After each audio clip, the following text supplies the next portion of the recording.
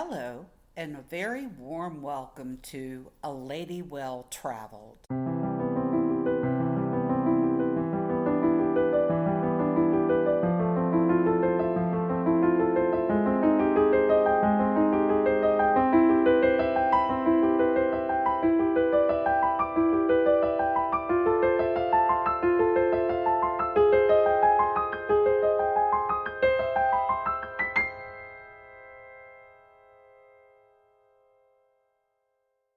I'm your host and creator, Shannon Bednarova.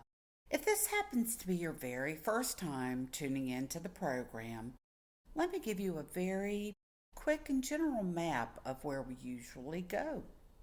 This show is dedicated to exploring this magnificent world of ours with eyes that are open to learning, meeting incredible people, and experiencing new cultures. We're going to taste unfamiliar cuisines and maybe find a little bit of magic in the places that others might pass right by. Along the way, I'm going to share some practical travel tips, hard-learned lessons, and some savvy advice that I've gathered from my own journeys to help you transform your travel into something far more meaningful, intentional, and let's be honest, a whole lot less stressful. Today, we're stepping off the beaten path to tackle a rather heavy and somewhat controversial topic. We're going to be talking about traveling abroad for the explicit purpose of purchasing prescription medications. Now let me pause right here and put up a massive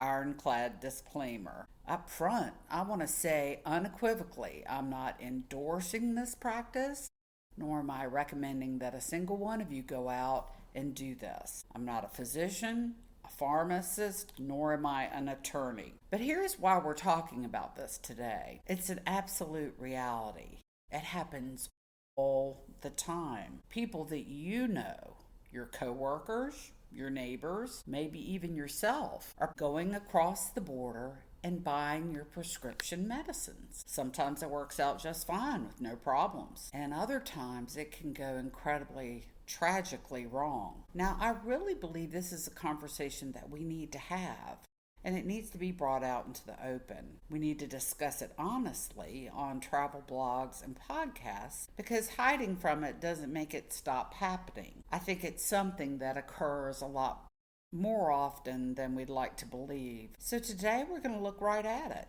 We're going to break down exactly why it's happening, weigh the pros and cons, and dissect the very real risks versus the rewards of buying prescription drugs abroad. So let's get started.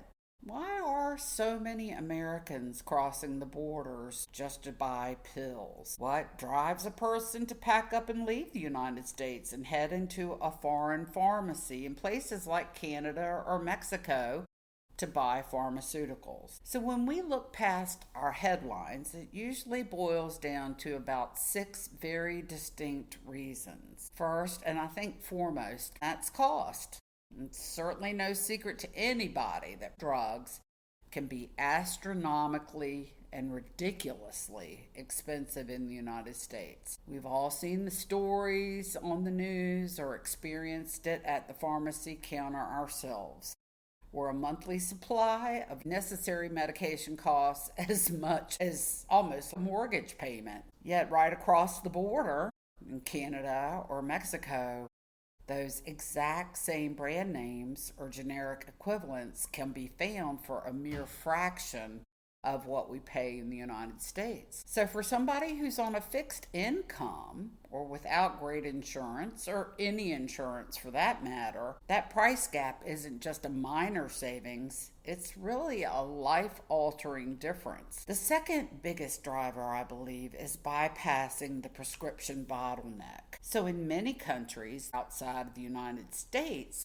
you simply don't need a formal signed piece of paper from a physician to get your hands on everyday medications. You can literally just walk into a neighborhood pharmacy and talk to the person behind the counter and ask for what you need and then buy it. And all of that leads right into our third factor, which is the agonizing wait times in our American healthcare system. Booking a routine appointment with a primary care doctor or a specialist lately is just taking longer and longer. You could be looking at weeks, if not months, just to get a slot on the calendar.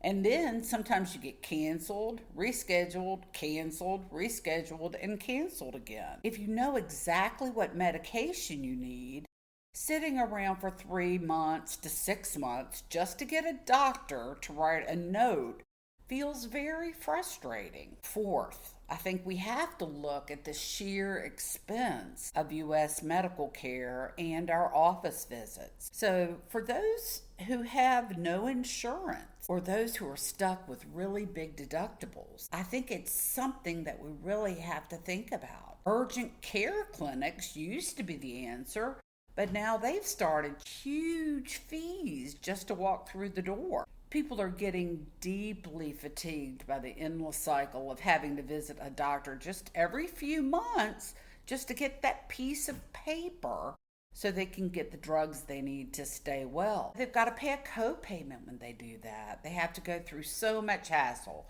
Maybe they have to drive downtown, pay to park. Maybe they have to take an Uber if they don't have a car. It's a lot of cost.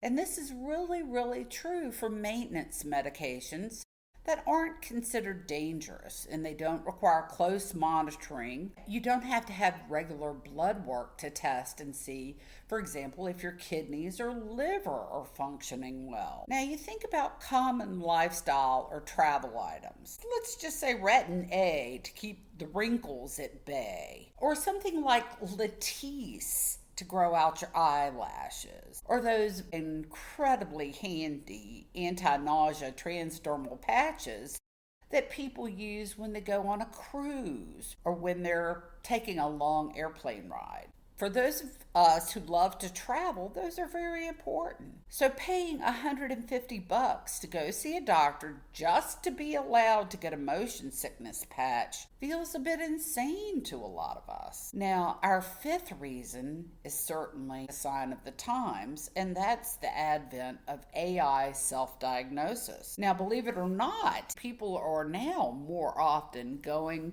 online and actively using artificial intelligence instead of waiting in a clinic. They're typing in their symptoms, feeding them into advanced AI models, and getting very detailed diagnostic breakdowns. And interestingly enough, some emerging studies are suggesting that these tools occasionally serve up a diagnosis that's very, very accurate, sometimes even catching things a rushed physician might miss. Now, please don't take my word for that. Look up the research on medical AI yourself. But the point I'm trying to make is a tech-savvy person may feel very confident in their AI-assisted diagnosis. And their next logical step certainly may be figuring out how to get the medication that they need without jumping through traditional healthcare hoops.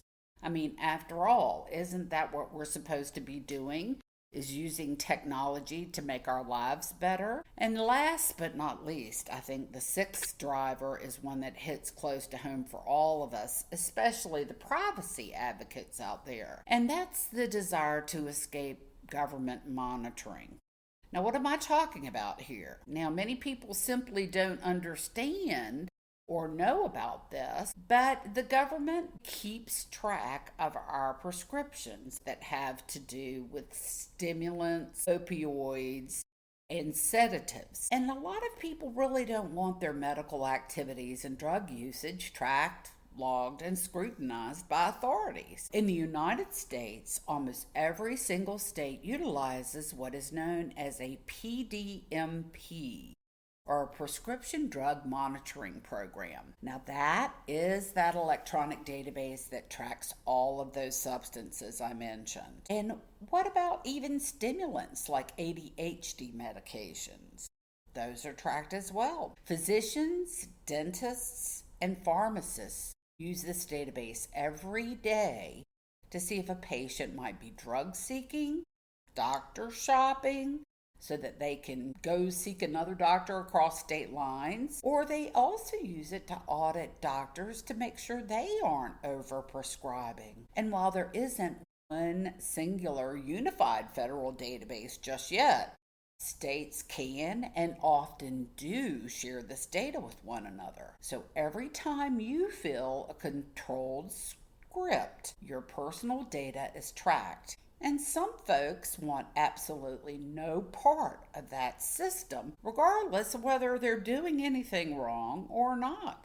They just don't want to be a part of it. For them, buying abroad is the only way to keep their health history completely off the grid. Now, of course, we've gone through 6 very valid reasons, and I'm sure there are lots of other reasons why people make this choice. And if I've left out a reason that makes sense or that you think is noteworthy or changes the math of this discussion, I hope you'll send me an email at shannon@aladywelltraveled.com or drop a comment on the show notes. I genuinely want to hear your perspective on this as well. So now that we've talked about the reasons why people might go out of the country to get prescription drugs, let's look at the pros and the cons of doing so. Now, on the pro side, sounds like an easy win, right? You're saving a tremendous amount of money, some say up to 70%. That's a lot of cash. You're saving your precious time. You're skipping the administrative hassles, the crowded waiting rooms, and the uncomfortable feeling of having the government all up in your private business. Now, it represents big convenience and ease. You walk in, you ask for the drug, you pay, and you walk out. But I think it's really important that we look long and hard at the con side, because there are risks, and they're not minor. They can be massive and fatal. Now, I think first and foremost, what you have to consider is that there's a lack of quality control. Now, you may say, oh, come on now, there's some kind of quality control, or there may be, and there may not be. Now, when you step outside the tightly regulated umbrella of the United States, you've got the FDA, which is our Federal Drug Administration, which is to a lot of us the bane of our existence, but you're really entering the Wild West. You often have absolutely no way of verifying who's actually manufacturing the drug. You don't know what fillers or inactive ingredients are inside of a pill or a topical cream. You can't verify it fits the exact chemical strength you asked for. What are the sanitation and sterility standards that were used in the facility where it was processed? The packaging might look flawless, but what's inside could be a big mystery. We also need to talk about the geopolitical reality of things. Now, if you're shopping in certain border towns or heavy tourist corridors in Mexico, for example, you need to realize that you could be walking right into a pharmacy that's secretly owned, operated, or heavily taxed by the cartels. The pharmaceutical trade is very lucrative, and organized crime has woven its way deeply into the fabric of pharmacies, especially those who are independent. And oftentimes it's certainly not the fault of the independent pharmacies, and they're being basically held up to stay in business, if you understand what I'm saying. Third, you need to ask yourself as well, who's actually standing behind that counter waiting on me? Is that person a university-trained licensed pharmacist who understands drug interactions and contraindications and proper dosing, like the pharmacists that we have in the United States? Or are they just pretty much a regular retail employee that's hired to sell pills. I think it's probably going to be in your best interest to find out very quickly before you take medical advice from them. You also certainly need to look at the physical environment of the pharmacy. Where is it located? Is it situated in a bright, clean, well lit tourist district where everybody seems well dressed and high energy and everything seems safe? Or is it tucked away down a side street and it's run down and you just are like scared to walk in? What do the other customers look like? You really ought to pay attention to your instincts and your sense of safety and am I secure here? And fifth, did you do your homework? Was this pharmacy actively recommended by trusted travel professionals, longtime cruise line staff, or your resort manager? How about your hotel manager? Or did you just happen to stumble upon it while you were walking around because it had a bright neon sign and somebody standing outside said, "Hey, we can fill your prescriptions for free"?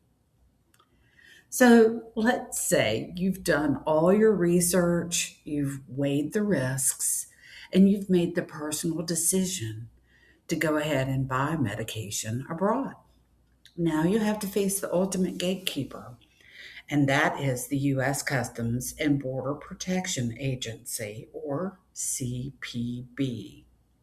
Now, bringing the medication back into the United States is heavily regulated. And if you don't play strictly by their rules, you can face seizure of your items, massive fines, or even arrest. There are millions of people who do this every single year. And I want to share this information with you, and what you do with it is entirely up to you. Now, to clear customs legally at any land, border, or airport, you must satisfy these strict criteria set by the U.S. government. First, you must have a valid U.S. prescription. And I think this is the one that probably catches most U.S. citizens off guard. Even if a medication is sold entirely over the counter in Mexico or Canada, U.S. Customs is still going to require that you present a valid written prescription from a licensed U.S. medical practitioner to legally clear those drugs into the country. That's going to sound funny in just a moment where we talk about all the legal stuff from Mexico. The two will contradict each other, but that's something that you need to know about. Personal use quantities only. Those are the limitations on the amount of drugs that you can bring back into the country. The FDA strictly limits the personal importation of medication to a maximum of a 90-day supply. And that is even more strict if you're dealing with certain border crossings or certain types of drugs like narcotics. They tighten that leash and they can restrict you to a mere 30-day supply. Don't show up with a suitcase full of boxes or two or three and expect the border control agent to go, "Oh, hey, that's fine. Just bring all that into the United States," when you tell them it's for your personal use, because they're probably not going to buy that story. Any drugs that you purchase, you're also supposed to keep in the original packaging.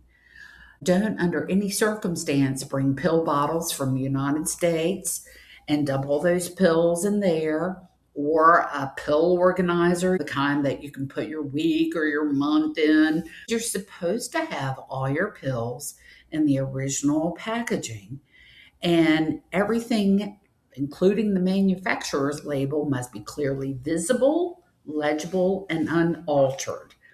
The pharmacy containers have to be the original pharmacy containers. They say you need to declare absolutely everything. So when you're walking up to that officer at customs or you're driving through the checkpoint at the border, don't try to play dumb or hide your purchases. It's recommended that you explicitly declare all your medications that you're bringing into the country.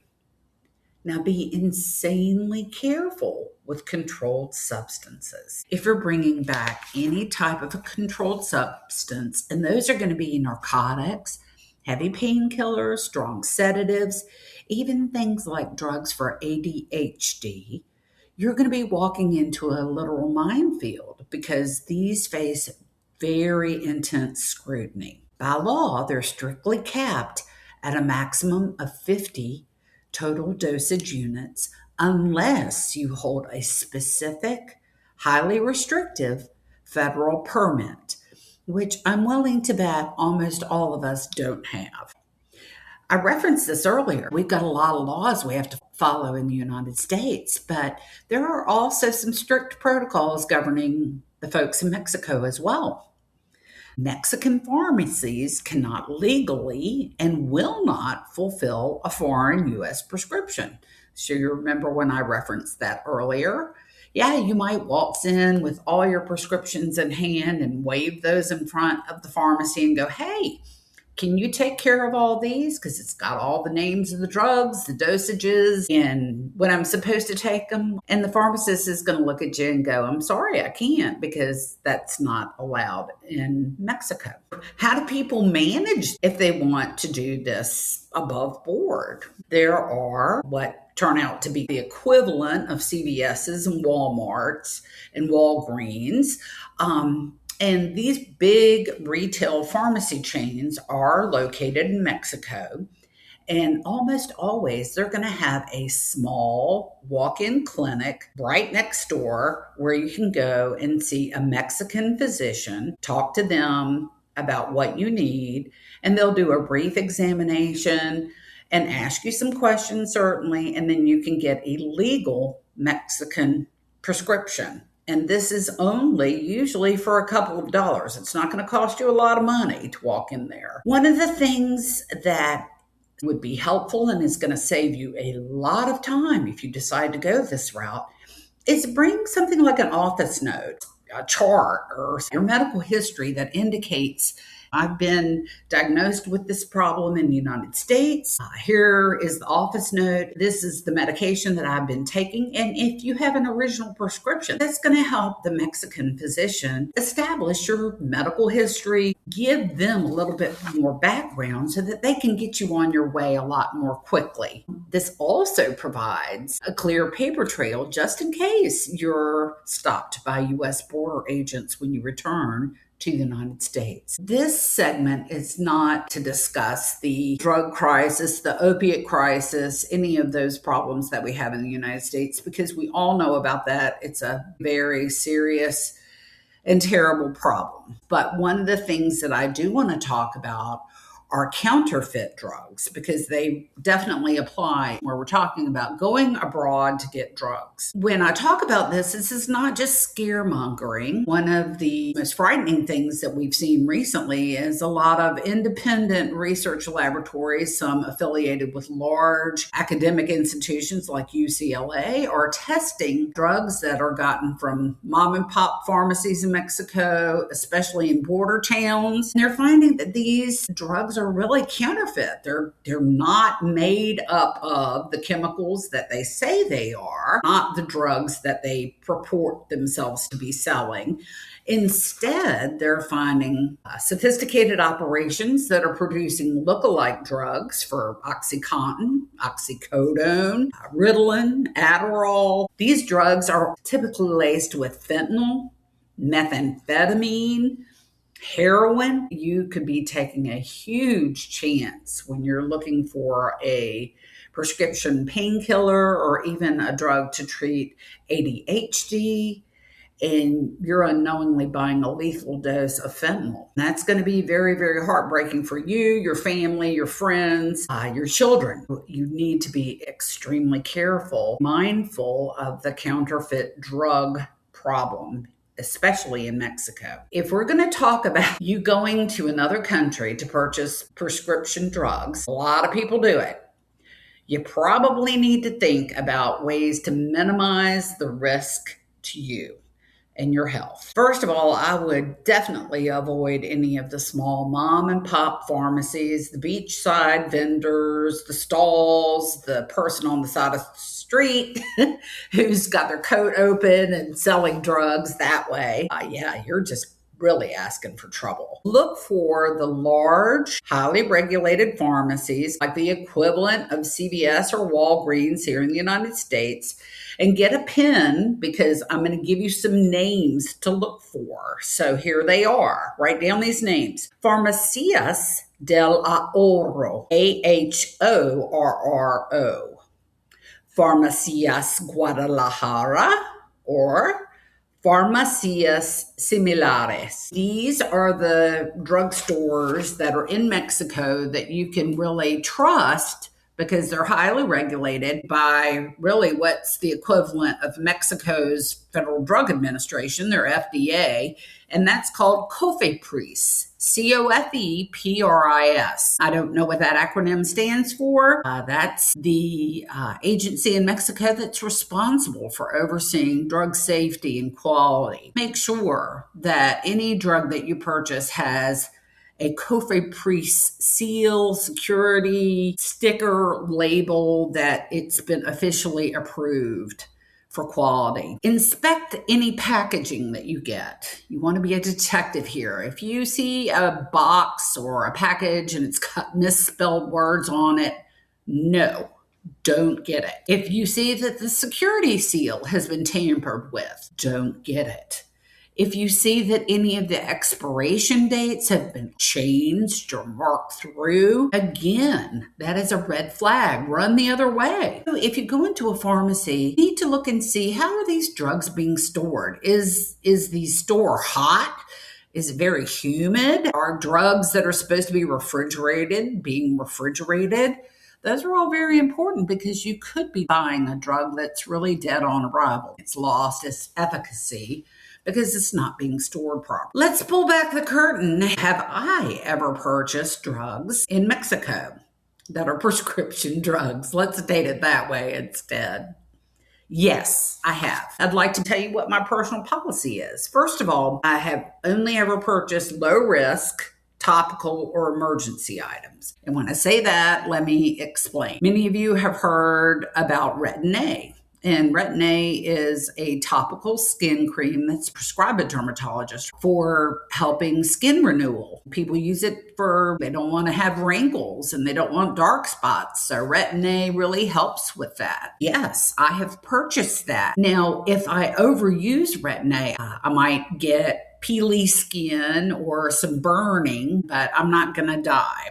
This is not a medication that's required to save my life or keep me alive. So the risk to using this Retin-A is pretty minimal. I used to buy Voltaren gel back when it was prescription only, but now it has become over the counter in the United States. And Voltaren gel was used to treat arthritis.